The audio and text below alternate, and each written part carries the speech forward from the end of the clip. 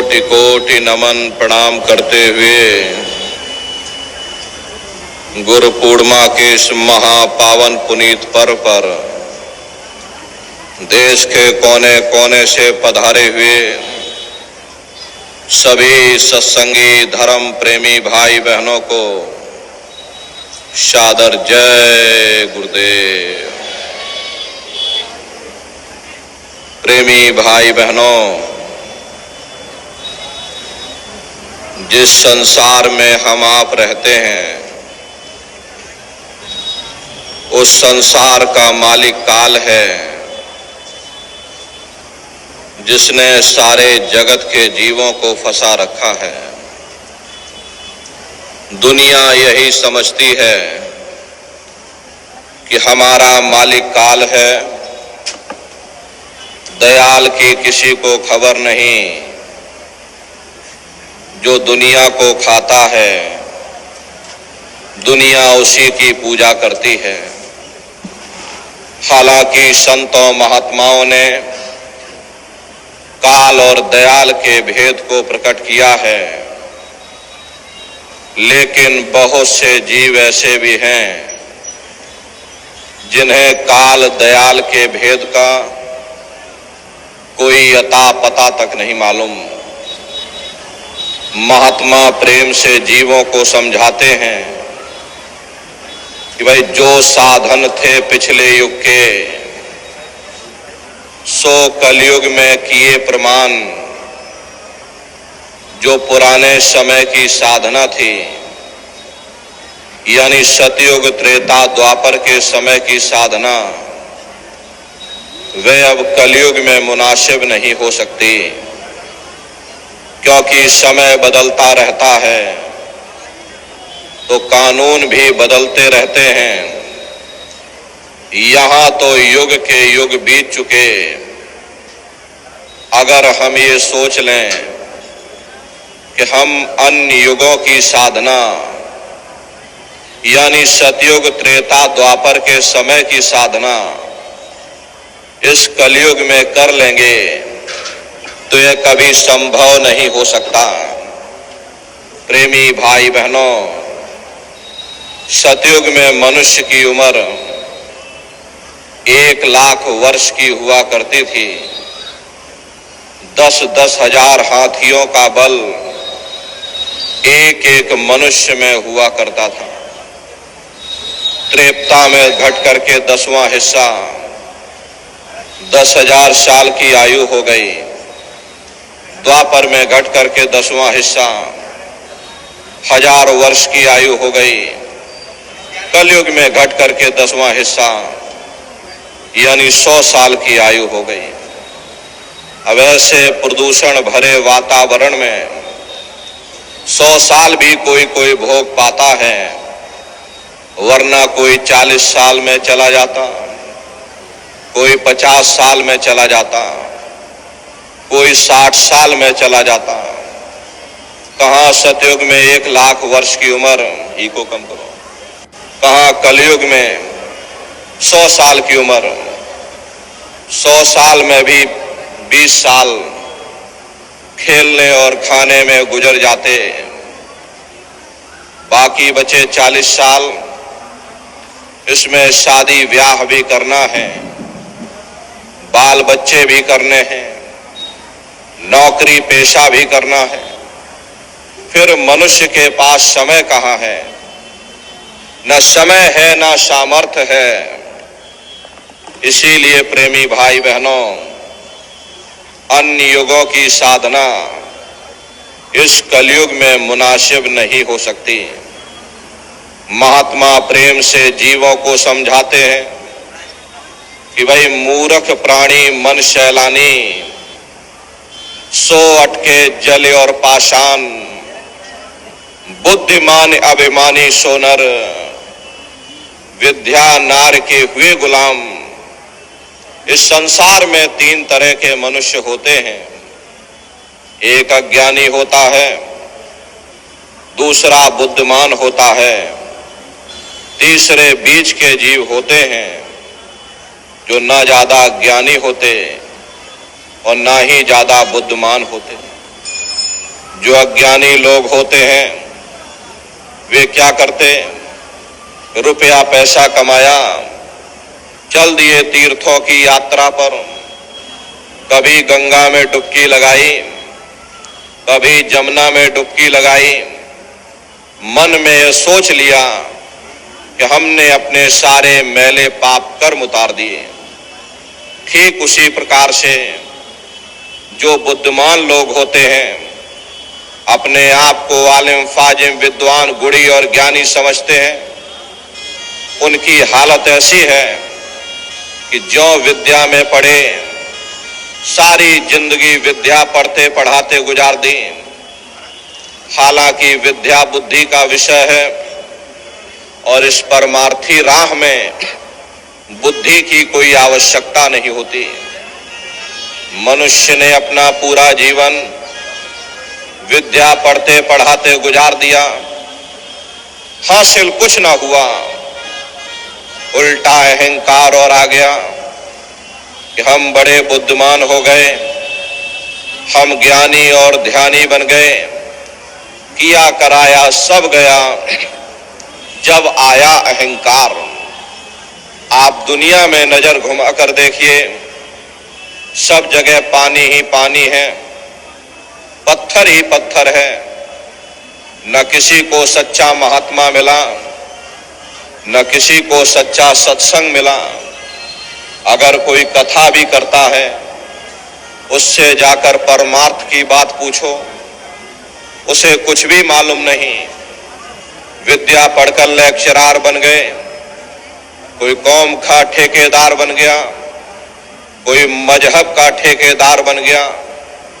अपनी अपनी कौम, अपना अपना मजहब, अपना अपना झंडा बुलंद करने के लिए न जाने कितने बेगुनाहों का कत्ल कर दिया, कितनी औरतें विधवा हो गईं, कितने बच्चे अनाथ हो गए। नतीजा क्या रहा? चारों तरफ बर्बादी ही बर्बादी। महात्मा कहते हैं कि भाई बाकी जीव बीच के जितने, ना मूर्ख ना अति बुद्धिमान, जप तप व्रत संयम बहु धोखे, पंचअग्नि में जले निदान।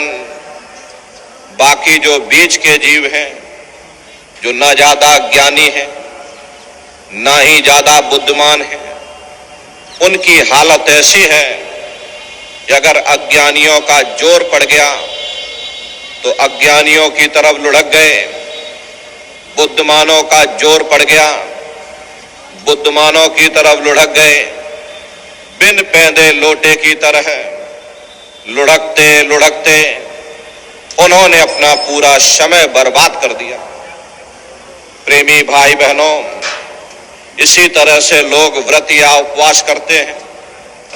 व्रत या उपवास करना अच्छी बात है, इससे शरीर हल्का होता है, काया निरोगी होती है। लेकिन अगर हम ये सोच लें कि हम व्रत या उपवास करके ही उस परमात्मा को प्राप्त कर लेंगे, तो कभी संभव नहीं हो सकता। एक आदमी का प्रण था, वह रोज दिए में तेल भर करके पाठ करना शुरू कर देता था और जब तक तेल खत्म न हो जाए, दिया बुझ न जावे, तब तक वह रोटी नहीं खाता था। अब घर में नई बहू आ गई, उसे रस्म रिवाज का पता नहीं था। जो दिए में तेल खत्म होने को आया, उसने ला करके और तेल भर दिया। आदमी बेचारा भूखा प्यासा, करे तो करे क्या, दिया जल रहा है। लगा फिर से पाठ करने और फिर जैसे ही तेल खत्म होने को आया, उसने ला करके और तेल भर दिया। आदमी बेचारा भूख से व्याकुल हो उठा, अंत में थक हार करके दिया बुझाकर रोटी खाने लगा। ये हाल है पाठ करने वालों का। कहने का मतलब ये है, दुनिया ऐसे ऐसे कर्म कांडों में फंसी हुई है। कोई सिद्ध बना बैठा है, कोई नाथ बना बैठा है, कोई देवी देवताओं का अवतार बना बैठा है, ये सब काल का धोखा है। काल ने सारे जगत के जीवों को इसी धोखे में फंसा रखा है। देखो चरित्र काल कर्ता का, कोई सिर कोई पैर रुधान। देखो काल ने कितना बड़ा धोखा दे दिया। किसी को हाथों से बहा दिया, किसी को पैरों से बहा दिया। वाल्मीकि जी महाराज ने राम के पैदा होने के 10,000 साल पहले ही पूरी रामायण बना करके रख दी थी कि भाई तुम्हारे अंदर राम है, तुम्हारे अंदर रावण है, सब कुछ तुम्हारे अंदर है। काल भगवान ने देखा किसने तो मेरा भेद ही उजागर कर दिया, तो उन्होंने बड़ी होशियारी के साथ बाहर राम बना दिए, बाहर रावण बना दिया, ताकि कोई अंदर ना आने पाए, कोई मेरे भेद को न जानने पाए। सब बाहर ही बाहर भटकते रह जाए। भटक भटक भटकाया सब जग, कोई न लगिया ठौर ठिकान। काल ने सारे जगत के जीवों को बाहर ही बाहर भटका दिया। किसी को पानी में, किसी को पत्थर में, किसी को मंदिर में, किसी को मस्जिद में, किसी को दिवालय शिवालय में। इन बाहरी कर्म कांडों से न कभी किसी को मुक्ति मिली, न भविष्य में कभी मिल सकती। प्रेमी भाई बहनों, लोमश ऋषि का दृष्टांत आता है। लोमश ऋषि शिव जी के उपासक थे। शिव जी से उन्हें वरदान प्राप्त हुआ था कि जब तक तुम्हारे शरीर के सारे रोए नहीं टूट जाएंगे, तुम्हें मृत्यु प्राप्त नहीं होगी, और तुम्हारे शरीर का एक रोया एक कल्प पर्यंत वाद टूटेगा। ये वरदान लोमश ऋषि को प्राप्त हुआ था। इतने लंबी आयु पाने के बावजूद लोमश ऋषि ने अपने लिए कोई कुटिया नहीं बनाई। उनका ये मानना था कि एक न एक दिन जब हमको जाना ही है, इस संसार को छोड़ करके एक दिन जाना ही है, तो भला हम झोपड़ी बना करके क्या करेंगे। प्रेमी भाई बहनों, लोमश ऋषि ब्रह्मा के पुत्र माने जाते थे।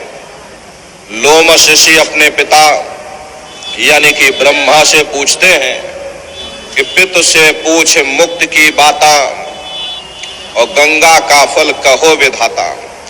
कि हे पिताजी, मुक्ति कैसे मिलेगी, क्या किया जाए, कैसे किया जाए, जरा आप हमको दया कृपा करके समझा दीजिए कि हमें मुक्ति कैसे प्राप्त होगी। तब लोमश ऋषि के पिता यानी कि ब्रह्मा उनको जवाब देते हैं कि गंगा का फल भाग सुनाई, गंगा आदि मुक्त की दाई। कि हे लोमश ऋषि, तुम जाओ जाकर गंगा जी में स्नान करो। जो कोई गंगा स्नान करेगा उसे सहज में मुक्ति मिल जाएगी। जाओ तुम यह काम करो, तुम्हें सहजता से यानी कि सरलता से तुम्हें मुक्ति प्राप्त होगी। तब लोमश ऋषि जवाब देते हैं कि गंगा का फल भाग सुनाई, सहस एकादश गंगा नहाया, जासे जौन मोक्ष का पाया। कि हे पिताजी, मैंने सहस्त्रों वर्षों तक यानी कि हजारों वर्षों तक गंगा जी में स्नान किया, बड़ी श्रद्धा और आस्था के साथ में गंगा जी में डुबकी लगाई, लेकिन मुझे फल क्या मिला। जब मेरी मृत्यु हो गई तो मुझे मक्ष की योनि में डाल दिया। मक्ष कहते हैं मछली को। कहते भाई मुझे मछली की योनि में डाल दिया, अनेक जीव मार मोह खाया, ऐसे बहुत बहुत दुख पाया। जब मुझे मछली की योनि मिल गई, अनेकों अनेक जल के जीवों ने मुझे मार मार करके खाया। मुझे कितनी तकलीफ हुई, कितनी मुझे पीड़ा हुई, इसका मैं वर्णन नहीं कर सकता। और हे पिताजी, एक नहीं जय जय तीरथ सबे नहाए, जल जीव जौनि माहि भरमाए। जितने भी तीर्थ थे सभी जगह जाकर मैंने स्नान किया, जल में आशा बांधी, जल में मुझे वास मिल गया, लेकिन मुझे मुक्ति नहीं मिली। इसलिए हे पिताजी, ऐसी जुक्ति मुक्ति बतलाओ, भव जल पार उतर के जाओ। ये ऐसी जुक्ति, ऐसी मुक्ति का हमको रास्ता बतला दो, जिससे हमारी ये जीवात्मा सदा सर्वदा के लिए इस भव सागर रूपी समुद्र से पार हो जावे, फिर कभी जन्म मरण के बंधनों में हम ना आए। हे पिताजी, दया कृपा करके मुझे कोई ऐसा मार्ग बतलाओ। तब लोमश ऋषि के पिता यानी कि ब्रह्मा उनको जवाब देते हैं कि पूजो पत्ती प्रीत लगाई और पीपर में जल ना हो जाई, कि हे लोमश ऋषि, तुम प्रीत लगा करके स्वामी नाम की पत्ती की पूजा करो, पीपल पर जल चढ़ाओ, एक दिया पत्ती पे लावे सो तो कोटि यज्ञ फल पावे। कि हे लोमश ऋषि, जो एक दिया स्वामी नाम की पत्ती के नीचे रखता, उसे कोटान कोटि यज्ञों का फल प्राप्त होता है। जाओ तुम यह काम करो, तुम्हें सहजता से यानी कि सरलता से तुम्हें मुक्ति मिल जाएगी। तब लोमश ऋषि जवाब देते हैं कि सहस्त्र 3 पत्ती को पूजा, वृक्ष योनि पाई यही पूजा। हे पिताजी, मैंने सहस्त्र 3 यानी 3000 वर्षों तक स्वामी नाम की पत्ती की पूजा की, पीपर पर जल चढ़ाया, पीपर की परिक्रमा लगाई, लेकिन मुझे फल क्या मिला? जब मेरी मृत्यु हो गई तो मुझे वृक्ष की योनि में डाल दिया गया और मैं हजारों हजार वर्षों तक एक जगह वृक्ष की योनि में खड़ा रहा, क्योंकि जहां आशा तह वासा, जिधर हमारी आशा होगी वहीं हमको वास मिल जाएगा। मैंने अपनी आशा पेड़ पौधों में लगाई, वृक्ष में लगाई, अरे मुझे वृक्ष की योनि में डाल दिया और मैं हजारों हजार वर्ष तक एक जगह वृक्ष की योनि में पड़ा रहा। इसलिए हे पिताजी, दया कृपा करके मुझे कोई ऐसा उपाय बतला दो जिसे मुझसे मुक्ति मिल जाए, जन्म मरण के बंधनों से हम आजाद हो जावें, ये जीवात्मा सदा सर्वदा के लिए इस भवसागर रूपी समुद्र से पार हो जावे। हे पिताजी, दया कृपा करके मुझे कोई ऐसा उपाय बता दो। तब लोमश ऋषि के पिता यानी कि ब्रह्मा उनको जवाब देते हैं कि हे लोमश ऋषि, एकादशी करो तुम जाई, याते मुक्ति सहज में पाई। जाओ तुम एकादशी का व्रत रखो, इससे सहजता से यानी कि सरलता से तुम्हें मुक्ति मिल जाएगी। जाओ तुम यह काम करो। तो लोमश ऋषि जवाब देते हैं कि सहस वर्ष एकादश कीना और अंत जन्म माखी को लीना। हे पिताजी, मैंने सहस्त्रों वर्षों तक यानी हजारों हजार वर्षों तक एकादशी का व्रत किया, लेकिन मुझे फल क्या मिला? जब मेरी मृत्यु हो गई मुझे मक्खी की योनि में डाल दिया गया और मैंने और भी बहुत सारे व्रत किए। प्रथम व्रत एतवार को कीना, याते जन्म चील को लीना, मंगल बहुविधि व्रत रहाई, याते जन्म सुअर को पाई, और पुनि व्रत तीज को कीना, कुकर जन्म ताही से लीना, हर पर दोष नेम से कीना, खर को जन्म ताही से लीना। हे पिताजी, बड़े नियम संयम के साथ में मैंने परदोष व्रत भी किया, लेकिन मुझे फल क्या मिला? जब मेरी मृत्यु हो गई मुझे खर की योनि में डाल दिया, अब इसमें से निकाला उसमें डाल दिया, अब उसे आप सजने संवारने में लग गए, तब तक ले जाकर दूसरे खोल में डाल दिया, फिर उसे आप सजने संवारने में लग गए। ऐसे ये मदारी नचाता रहता और आप बंदर की तरह नाचते रहते। तो भाई नौमी व्रत अष्टमी की ना, याते जन्म घूस को लीना। और अंत में लोमश ऋषि कहते हैं कि अर्पुनि व्रत कर झार बनाई, पर मुक्ति हमने नहीं पाई। हे पिताजी, मैंने और भी बहुत सारे व्रत किए, लेकिन मुझे मुक्ति नहीं मिली, मेरा समय बर्बाद हो गया। इसलिए हे पिताजी, दया कृपा करके मुझे कोई ऐसा उपाय बताओ, मुझे कोई ऐसा तरीका बता दो जिससे हम जन्म मरण के बंधनों से परे निकल जाएं, फिर कभी इस नाशवान जगत में ना आना पड़े, हमारी जीवात्मा परमात्मा में विलीन हो जावे। हे पिताजी, दया कृपा करके मुझे कोई ऐसा उपाय, ऐसा रास्ता बताओ। तब लोमश ऋषि के पिता यानी कि ब्रह्मा उनको जवाब देते हैं कि हे लोमश ऋषि, पुण्य गौ का सबसे भारी, याते मुक्ति होए विचारी। मेरा ये विचार है, जाओ तुम थोड़ा दान पुण्य करो, और दान पुण्य में सबसे बड़ा पुण्य गौदान माना जाता है।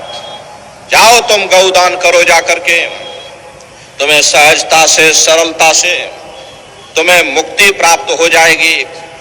तब लोमश ऋषि कहते हैं कि गौदान कीन्हा बहु तेरा, जन्म मिला जो बकरी केरा। कि हे पिताजी, मैंने बहुत गौदान किया, लेकिन मुझे फल क्या मिला? जब मेरी मृत्यु हो गई, मुझे बकरी की योनि में डाल दिया गया। न जाने कितनों ने मेरा शिकार किया, मुझे मार मार करके, काट काट करके खाया। मुझे कितनी तकलीफ हुई, कितनी मुझे पीड़ा हुई, इसका मैं वर्णन नहीं कर सकता।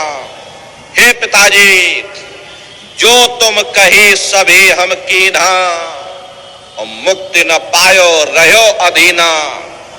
जो भी आपने विधि बताई, मैंने विधि विधान के साथ में उसे पूर्ण किया। इतना तीर्थ व्रत कर्म कांड इस संसार में कोई मनुष्य नहीं कर सकता जितना कि मैंने किया, लेकिन मुझे मिला कुछ नहीं। मैं खाली का खाली रह गया, मेरा जन्म बर्बाद हो गया, मेरा समय बर्बाद हो गया, ये सौसों की पूंजी बर्बाद हो गई। इसलिए हे पिताजी, मैंने बहुत भटक लिया, कई जन्म जन्मांतरों से भटकते चले आ रहे। जहां मैंने आशा बांधी, वहीं मुझको वास मिल गया, लेकिन मुझे मुक्ति नहीं मिली। हे पिताजी, मैं बहुत थक गया हूं, अब की बार दया कृपा करके मुझे कोई ऐसा उपाय बता दो जिससे हमारी जीवात्मा परमात्मा के में विलीन हो जावे, हम हमेशा के लिए जन्म मरण के बंधनों से आजाद हो जावें, फिर कभी 4 खान 84 लाख योनियों में न भटकना पड़े। हे पिताजी, दया कृपा करके मुझे कोई ऐसा उपाय, ऐसा तरीका समझा दो, ऐसा रास्ता बतला दो। तब अंत में लोमश ऋषि के पिता यानी कि ब्रह्मा उनको जवाब देते हैं कि लोमश ऋषि में कहो विचारा, और संत शरण से होए वारा। कि हे लोमश ऋषि, मेरा ये अंतिम विचार है, तुम जाओ संतों की शरण में चले जाओ, वहीं से तुमको मुक्ति मिलेगी। तीर्थ व्रत सब झूठ पसारा, नहीं हुई है अंत निर्वारा। ये तीर्थ व्रत सब झूठ का पसारा है, ये मेरे फैलाए हुए जंजाल हैं, इनसे कभी किसी को मुक्ति नहीं मिल सकती। अगर तुम मुक्ति पाना चाहते हो तो संतों की शरण में जाओ, संत शरण से होए वाला। बताओ प्रेमी भाई बहनों, ब्रह्मा को अपने पुत्र की जरा सी चिंता नहीं, हजारों हजार वर्षों तक भटका करके रखा। तो अंत में उन्होंने उपाय बताया, भाई संत शरण से होए वाला। अगर तुम मुक्ति पाना चाहते हो तो संतों की शरण में चले जाओ। प्रेमी भाई बहनों, जब उस अनामी महाप्रभु ने जीवों की ये हालत देखी, जीव अंधकार के दलदल में फंसता चला जा रहा, चारों तरफ आडंबर ही आडंबर है, पाखंड ही पाखंड है, तब स्वयं अनामी महाप्रभु ने संतों महात्माओं को धराधाम पर भेजा और संत महात्मा फकीर यहाँ पर आकर के हम जीवों को समझाने की कोशिश करते हैं कि भाई हम आए वही देश से जहां तुम्हारो धाम, तुमको घर पहुंचावना एक हमारो काम। हम उसी देश से आए हैं जिस देश के तुम रहने वाले हो, परंतु तुम अपने सच्चे देश को छोड़ करके इस झूठे काल और माया के देश में फंस गए। यह देश तुम्हारा देश नहीं, तुम्हारा देश सचखंड है। ये कौम तुम्हारी कौम नहीं, तुम्हारी कौम सतनाम है। और ये जीवात्मा उस सतनाम रूपी समुद्र की बूंद है। इस बूंद को समुद्र से मिलाओ, यानी जीवात्मा को उस परमात्मा से मिलाओ। इसके लिए न तुम्हें घर बार छोड़ने की जरूरत है, न बाल बच्चों को छोड़ने की जरूरत है, न समाज छोड़ने की जरूरत है, न जात बिरादरी बदलने की जरूरत है। जात पात के रगड़ों झगड़ों ने ही मनुष्य के ऊपर पर्दा डाल दिया, वरना महात्माओं का उपदेश इतना सरल है कि 5 वर्ष के बच्चे से लेकर के 100 वर्ष का बूढ़ा भी कर सकता है। क्या स्त्री क्या पुरुष, क्या आदमी क्या औरत, क्या ऊंच और क्या नीच, क्या अमीर और क्या गरीब, वह नाम सबके लिए साझा है। वह हर मनुष्य के अंदर दिन रात धुनकारे दे रहा। वह साधु संतों के अंदर